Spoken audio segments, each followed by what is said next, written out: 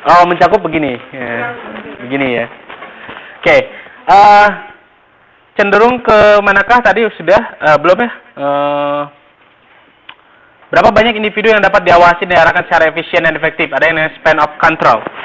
Span of control di 313 juga. Terus ada yang namanya decentralization dan centralization.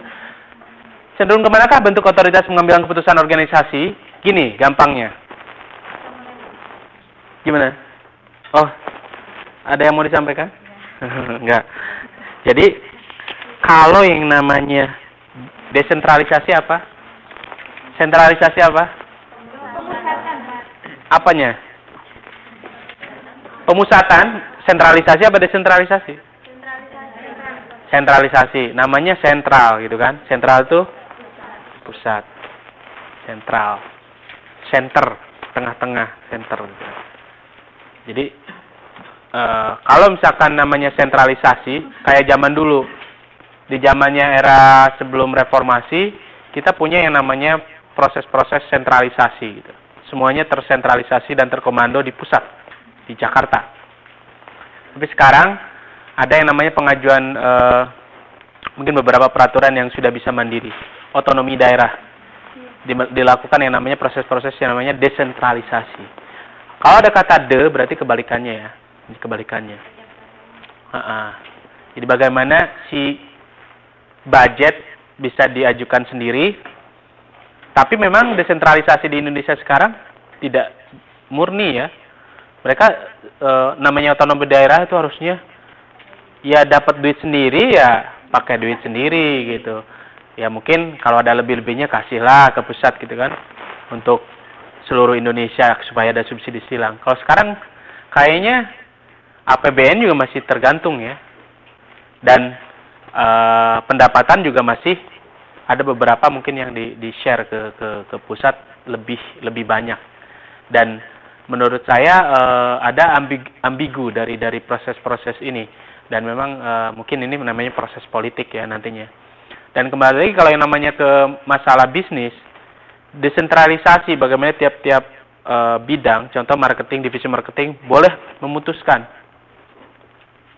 misalkan plafon harga jual dari 5.000 menjadi 4.500. Tapi mereka sudah punya namanya plafon dasar. Ya kan? Karena dihitung oleh orang-orang produksi misalkan.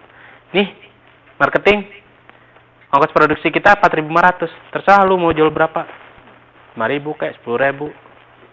Asal jangan rugi aja gitu.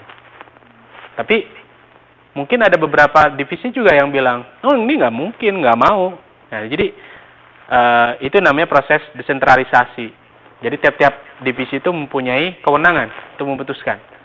Tapi kalau yang namanya sentralisasi harus basic top down.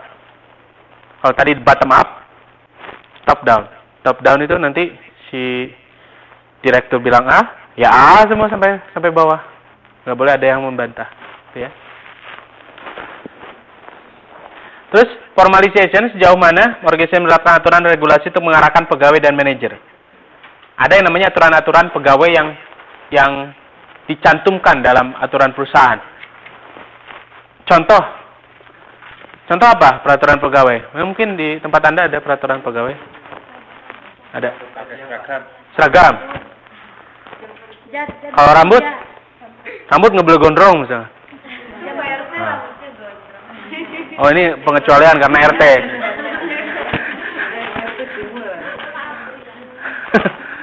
Jadi ada aturan-aturan tertentu dalam sebuah perusahaan biasanya, dan memang itu menjadi sebuah regulasi yang memformalkan semua tindakan-tindakan di dalam perusahaan tersebut, ya. Jadi apa ya? Mungkin teman-teman kali punya pengalaman yang namanya setiap orang misalkan dalam sebuah perusahaan yang ya katakanlah hampir sama semua sapaannya.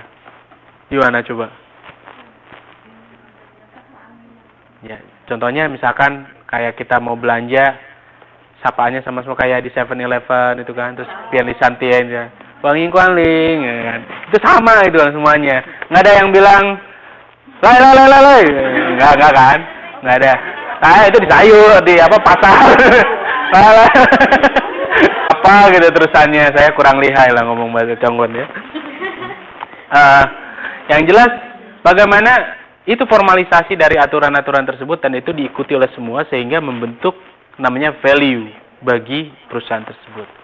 Nanti kita akan coba bahas bagaimana sebuah perusahaan bisa memberikan pelayanan yang baik dengan hanya mengandalkan pelayanan yang seragam. Bukan karena seragam, tapi pelayanan yang seragam. Service quality. Service quality. Ataupun bisa menjunjung yang namanya customer satisfaction. Kepuasan pelanggan gitu ya. Makanya kalau di Indonesia kan istilah pelanggan adalah raja, ya masih kali ya, masih. Kalau di sini tergantung ngomongnya. Kalau ngomong conggoannya lihai kayaknya bisa lah jadi raja gitu. Kalau enggak, nggak tahu. Dianya temutong.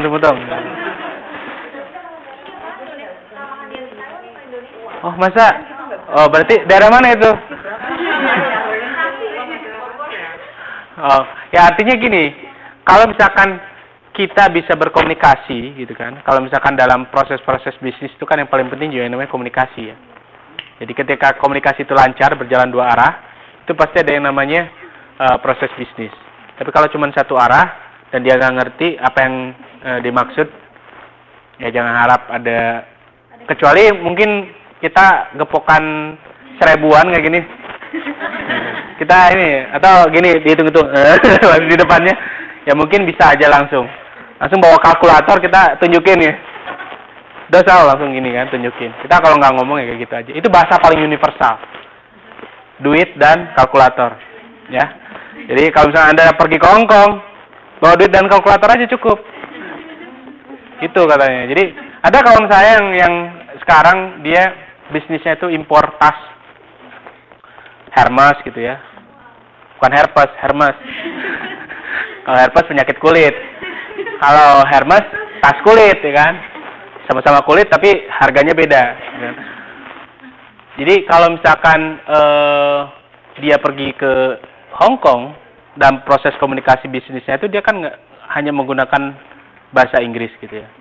Dan orang yang diajak ngomong pun nggak ngerti bahasa Inggris ya percuma juga. Akhirnya dia bawa dana dan kalkulator itu yang paling jelas dan tulisan. Ya. Prosesnya jalan.